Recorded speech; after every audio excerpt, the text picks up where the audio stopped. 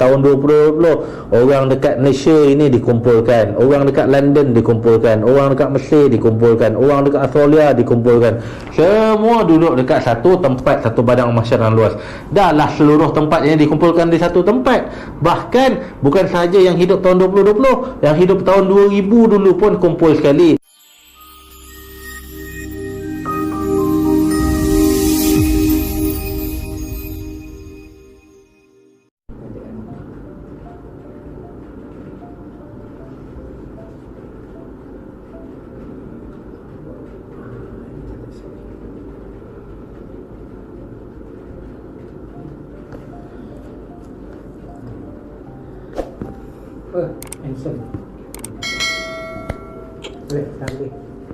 Bismillahirrahmanirrahim.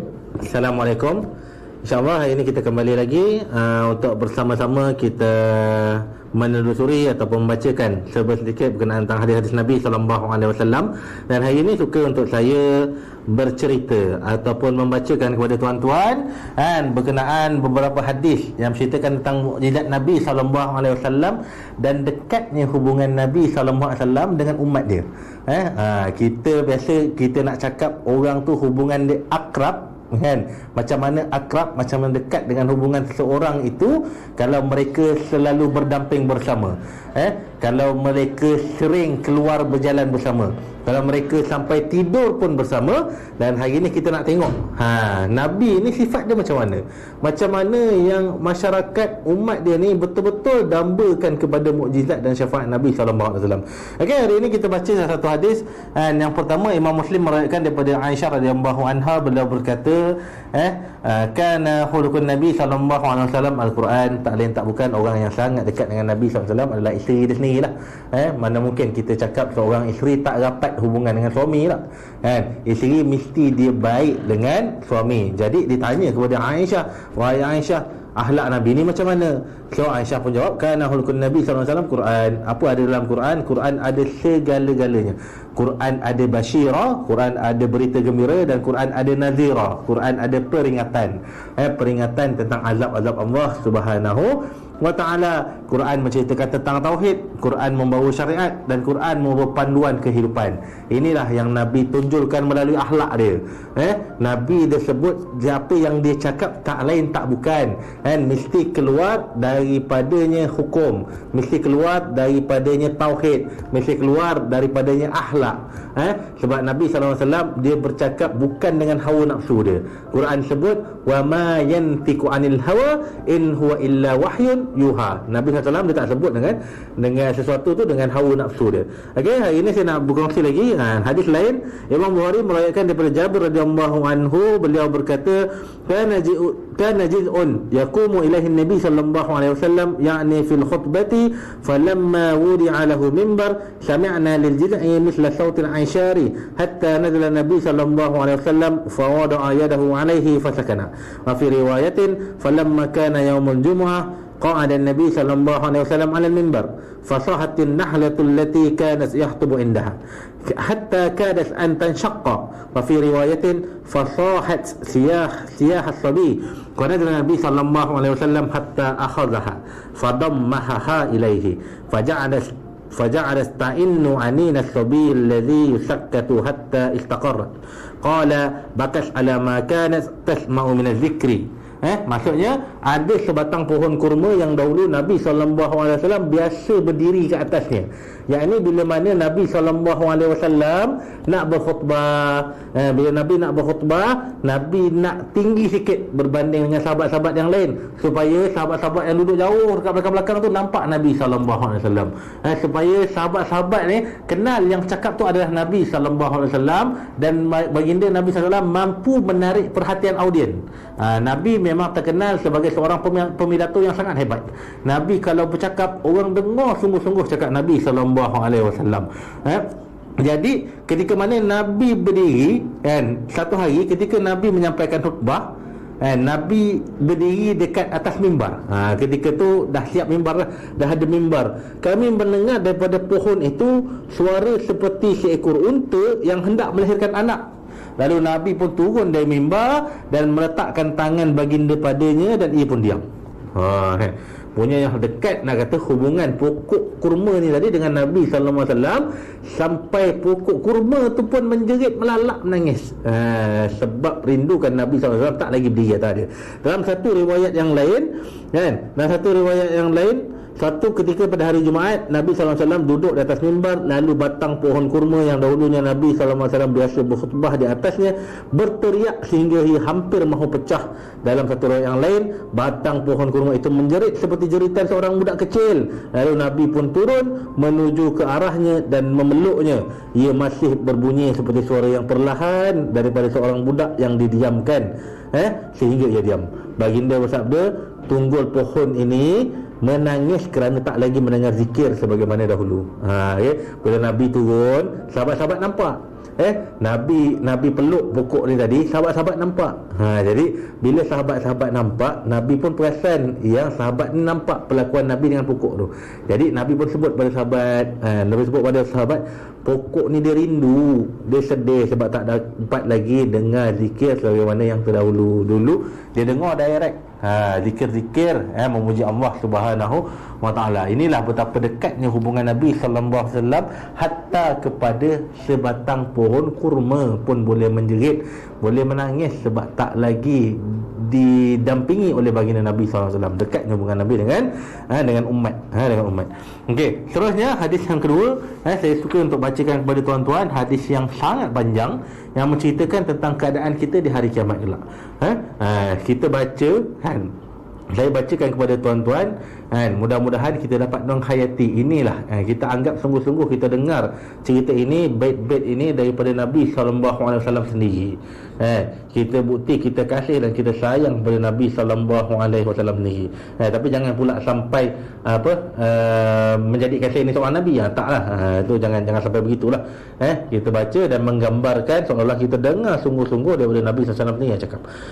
Imam Bukhari dan Imam Muslim meriwayatkan daripada Abu Hurairah radhiyallahu anhu, kunna ma'a Rasulullah sallallahu alaihi wasallam fi da'watin fa rufi'a ilaihi dhira'u wa kana istu'jibuhu fa nahasa minha nahsatan wa qala ana sayyidun nas yawm al-qiyamah hal tadaruna mimma dhaka yajma'u Allahu al-awwalina wal-akhirina fi sa'idin wahid فيبصرهم الناظر ويسمعهم الداعي وتدنو منهم الشمس فيبلغ الناس من الغم والكرب ما لا يطيقون ولا يحتملون فيقولون الناس ألا ترون إلى ما أنتم فيه إلى ما بلغكم ألا تنظرون من يشفع لكم إلى ربكم فيقول بعض الناس لبعض أبوكم آدم فيأتونه فيقولون يا آدم أنت أبو البشر خلقك الله بيده ونفخ فيك من روحه وأمر ملائكة فسجدوا لك وأسكنك الجنة ألا تشفع لنا إلى ربك ألا ترى إلى ما نحن فيه وما بلغنا فقال إن ربي غضب غضبا لم يغضب قبله مثله ولا يغضب بعده مثله وإنه نهاني عن الشجرة فعصيت نفسي نفسي نفسي اذهبوا إلى غيري اذهبوا إلى النوح فيأتون نوحا فيقولون يا نوح أنت أول الرسل إلى أهل الأرض وقد سماك الله عبدا شكورا ألا ترى إلى ما نحن فيه ألا ترى إلى ما بلغنا ألا تشفع لنا إلى ربك فيقول إن ربي غضب يوما غضبا لم يغضب قبله مثله ولن يغضب بعده مثله وإنه قد كانت لي دعوة دعوت بها على قومي نفسي نفسي نفسي اذهبوا إلى غيري اذهبوا إلى إبراهيم فيأتون إبراهيم فيقولون يا إبراهيم أنت نبي الله وخليله من أهل الأرض اشفع لنا إلى ربك أما ترى إلى ما نحن فيه فيقول لهم إن ربي قد غضب اليوم غضبا لم يغضب قبله مثله ولن يغضب بعده مثله وإني كنت كذبت 3 كذبات نفسي نفسي نفسي اذهبوا إلى غيري اذهبوا إلى موسى فيأتون موسى فيقولون يا موسى أنت رسول الله فضلك الله برسالته وبكلامه على الناس اشفع لنا إلى ربك ألا ترى إلى ما نحن فيه فيقول إن ربي قد غضب اليوم غضبا لم يغضب قبله مثله ولن يغضب بعده مثله wa inni qad qultu nafsan lam umar biqatliha nafsi nafsi nafsi izhabu ila ghairi izhabu ila Isa wa ya'tuna Isa fayaqulun ya Isa anta rasulullah wa kalimatuhu alqaha ila Maryam wa ruhun minhu wa kallamta an-nas fil mahdi ishfa' lana ila rabbik ala tara ila ma nahnu fihi fayaqulu Isa inna rabbi qad ghadiba al-yawma ghadaban lam yaghdab qablahu mithlah wa lan yaghdab ba'dahu mithlah wa lam yudhkar dhanban nafsi nafsi nafsi idhabu ila ghairi idhabu ila Muhammad fayatuna Muhammadan sallallahu alaihi wasallam wa fi riwayatin fayatuni fayaqulun ya Muhammad anta rasulullah wa khatamul anbiya wa qad ghafara Allahu laka ma taqaddama min dhanbika wa ma ta'akhkhar ishfa' lana ila rabbik ala tara ila ma nahnu fihi fa antaliqu fa ati tahta al-arshi fa aqa'u sajidan li rabbi thumma yaftahu Allahu alayya min mahamidihi wa husni as-sana'i alayhi shay'an lam yaftahu ala ahadin qabli thumma yuqalu ya Muhammad irfa' ra'sak sal tu'tahu wa ashfa' tushaffa' farfa'u ra'si fa aqulu ummati ya rab ummati ya rab ummati ya rab fayuqalu ya Muhammad adhil min ummatika man la hisaba alaihim min al-bab al-ayman min abwab al-jannah wa hum syuraka'un nas fima siwa dhalika min al-abwab thumma qala walladhi nafsi biyadihi innama bayna misra'aini min masari' al-jannah kama bayna Makkah wa Hajar atau kama bayna Makkah wa Busra. Okay? Hadis yang sangat panjang, hadis yang menceritakan tentang kesusahan hidup dekat padang mahsyar, dekat masa di hari kiamat nanti. Maksudnya kami pernah bersama Rasulullah sallallahu alaihi wasallam dalam satu undangan, lalu dibawakan kepada Nabi sallallahu alaihi wasallam kaki kambing.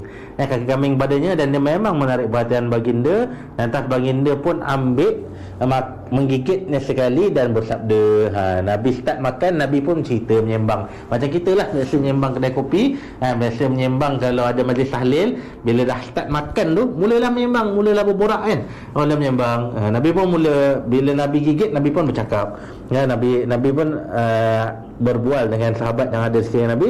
Nabi sebut ana sayyidun nas, aku adalah penghulu sekalian manusia pada hari kiamat kelak. Tahu tak kamu semua bagaimana Allah kumpulkan semua manusia? Kumpulkan ini terdahulu dan akan datang di sebuah tempat yang luas, mahsyar. Dahlah kumpulkan semua sekali. Macam hari ni kita tahun 2020, orang dekat Malaysia ini dikumpulkan, orang dekat London dikumpulkan, orang dekat Mesir dikumpulkan, orang dekat Australia dikumpulkan. Semua duduk dekat satu tempat, satu padang mahsyar yang luas. Dahlah seluruh tempat ini dikumpulkan di satu tempat. Bahkan bukan sahaja yang hidup tahun 2020, yang hidup tahun 2000 dulu pun kumpul sekali, yang hidup tahun 1970 pun kumpul sekali, yang hidup tahun 1511 dulu pun kumpul sekali, yang hidup sebelum Masihi pun kumpul sekali. Punyalah ramai manusia, umat manusia yang akan dihimpunkan dekat padang mahsyar kelak.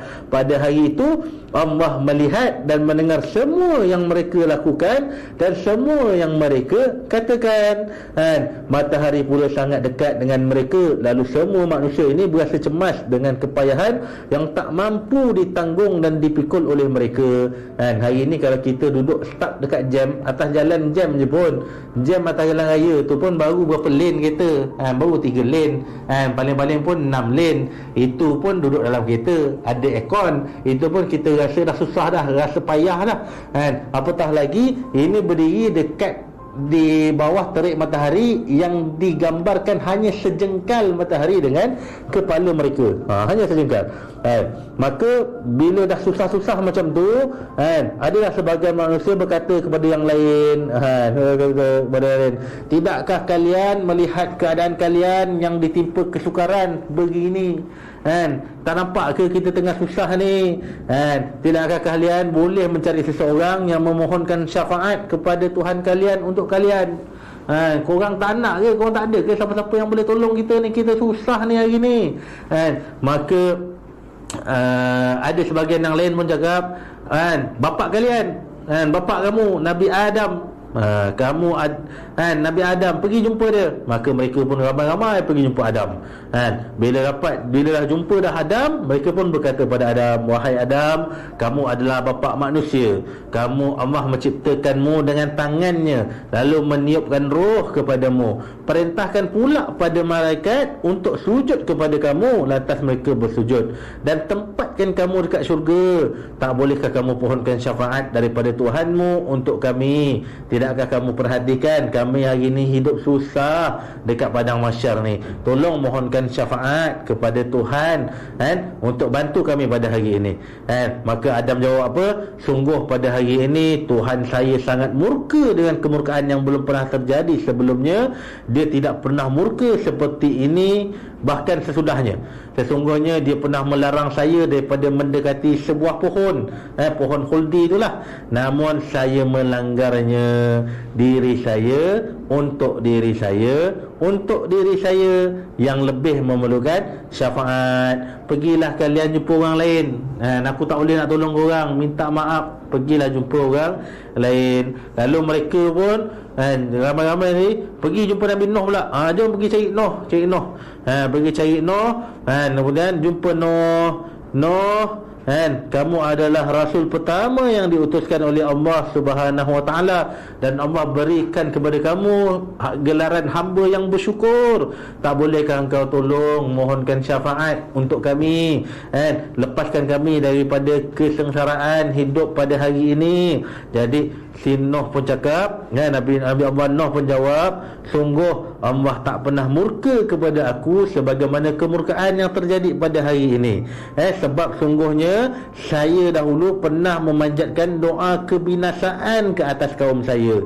Jadi diri saya untuk diri saya yang lebih memerlukan syafaat. Nuh pun tak mampu nak tolong. Sebab dia kata apa? Dulu dia pun mohonkan kebinasaan, aku pun mohonkan umat aku jadi hancur. Aku tak cukup sabar dengan ujian yang Allah Ta'ala bagi. Maka pergilah mereka semua jumpa Ibrahim. Bila dah pergi jumpa Ibrahim, lalu mereka bertemu minta benda yang sama. Wahai Ibrahim, kamu adalah seorang Nabi Allah dan juga Khalil Allah, teman baik, kekasih Nabi, kekasih Allah Subhanahu wa ta'ala dalam kalangan penduduk bumi.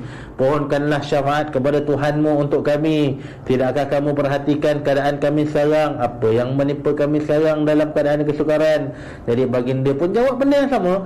Dan sungguh hari ini Tuhan sangat murka kepada aku, tidak ada kemurkaan yang belum pernah terjadi sebelumnya. Dan sesungguhnya dulu saya pernah berdusta sebanyak 3 kali. Salah satu dusta Nabi Ibrahim AS, bila apa dustanya? Dusta ketika mana dia ditanya oleh Namrud siapa yang pecahkan berhala. Kan ada kisah ketika mana Nabi Allah Ibrahim AS dia pecahkan berhala Raja Namrud. Ketika mana Namrud dan pembesar-pembesar dia keluar pergi berpesta. Dia keluar daripada negeri Babylon itu, pergi ke satu pesta keramaian.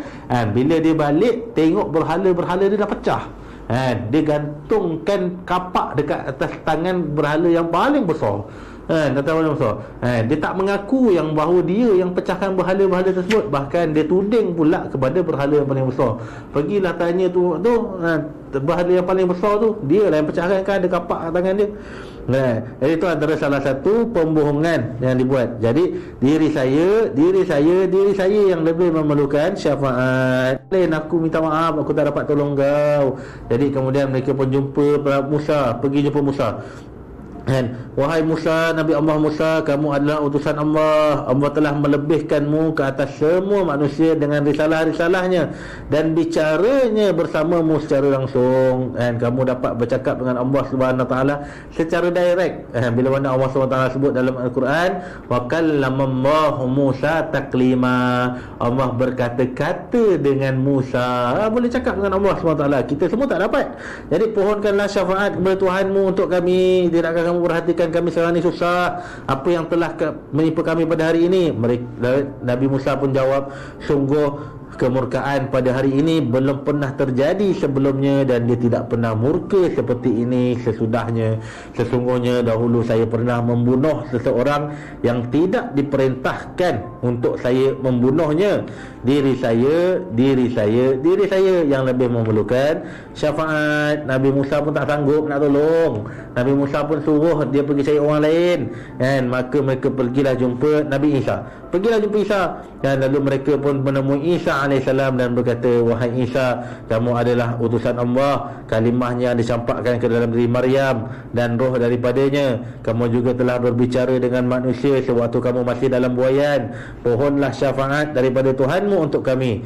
Tidakkah kamu perhatikan keadaan kami sekarang ini dan apa yang menimpa kami daripada kesukaran? Nabi Isa menjawab, sesungguhnya pada hari ini Tuhan saya murka dengan kemurkaan yang belum pernah terjadi sebelumnya, dan dia tidak akan murka seperti ini sesudahnya.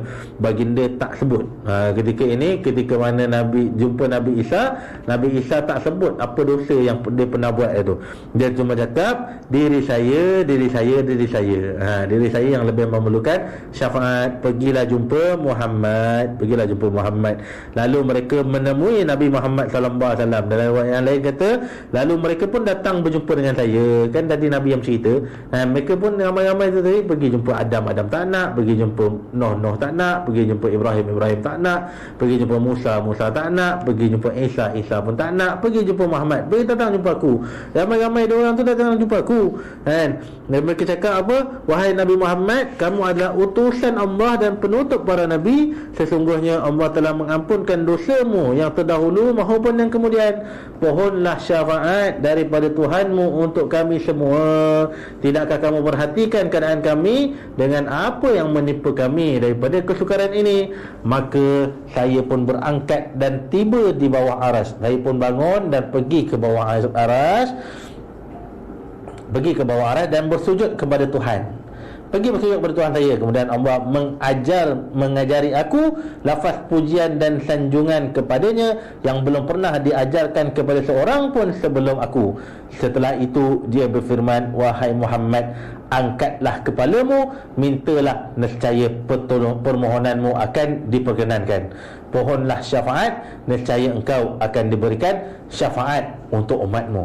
Maka lalu saya mengangkat kepala dan berkata, ummati ya Rabb, umatku wahai Tuhanku, umatku wahai Tuhanku, umatku wahai Tuhanku. Lalu dia pun berfirman, wahai Muhammad, masukkanlah ke dalam syurga segolongan umatmu dari kalangan mereka yang tidak dihisap melalui pintu yang di sebelah kanan daripada pintu-pintu syurga. Namun mereka juga boleh menyertai manusia lain untuk masuk melalui pintu-pintu yang lain. Boleh masuk daripada mana-mana pintu yang lain. Siapa-siapa yang datang jumpa Nabi dan Nabi beri syafaat kepada dia, dan Allah cakap, masukkan umat-umat kau tu masuk daripada pintu-pintu belah kanan, tapi nak masuk pintu kiri pun masuklah, masukkan ke dalam syurga. Kemudian Nabi bersabda, demi Tuhan yang diri saya berada di tangannya, sesungguhnya pintu-pintu syurga itu, hujung pintu-pintu syurga itu adalah sebagaimana jarak di antara kota Mekah dan kota Hajar. Okey, kalau kita pintu kita itu luas kita 10 kaki kan, kita nampak jenang pintu kan, jenang yang kanan dengan jenang yang kiri, lebih kurang besar 5 kaki sebagai contoh, ataupun 10 kaki kalau pintu pagar.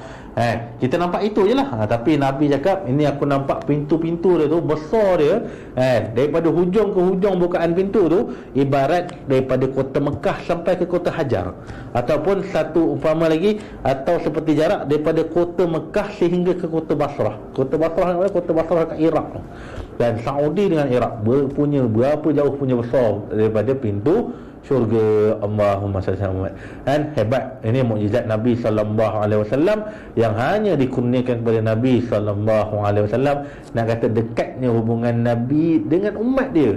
Dan siapa yang datang jumpa Nabi pada hari kiamat nanti, minta syafaat kepada Nabi, Nabi perkenankan, Nabi minta kepada Allah Subhanahu wa taala, Nabi tolong. Nabi akan tolong untuk bantu umat dia keluar daripada kesengsaraan hari mahsyar, kesengsaraan pada mahsyar. Okey, jadi saya rasa cukup sekali tu untuk perkongsian hari ini. Kita dah bacakan beberapa hadis yang menceritakan tentang kelebihan Nabi sallallahu alaihi wasallam dan dekatnya hubungan Nabi dengan umat dia. Nabi baik dengan masyarakat, Nabi baik dengan pokok Bahkan Nabi baik setelah mati dia. Setelah mati dia, banyak di kalangan umat-umat yang tak pernah jumpa dia, dan dia pun tak pernah jumpa kita ni. Kita ni Nabi SAW tak pernah jumpa. Jadi banyakkanlah kecintaan kita kepada Nabi SAW dengan perbanyakkan selawat dan membaca hadis-hadis Nabi SAW. Mudah-mudahan kita tergolong di kalangan hamba-hambanya yang menerima syafaat baginda Nabi SAW. Jadi saya cukup sekadar tu. Ma'asabaka min hasanatin fa min Allah wa ma'asabaka min sayyi'atin fa min nafsi. Aku qauli hadza astaghfirullahal azim li wa lakum. Wabillahi taufiq wal hidayah. Assalamualaikum warahmatullahi taala wabarakatuh.